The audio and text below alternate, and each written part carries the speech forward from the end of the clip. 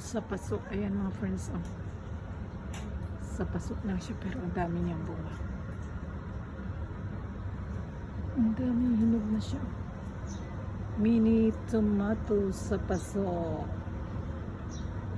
Ayan, ang dami niyang bunga. Kaya tanim-tanim. Liliit pa siya.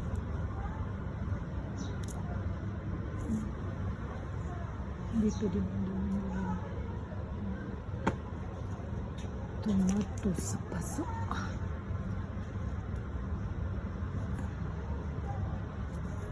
Hinog na siya. Overripe na siya mga friends.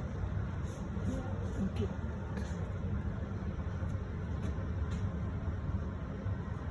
Pwede rin kayong mag-ano sa plastic.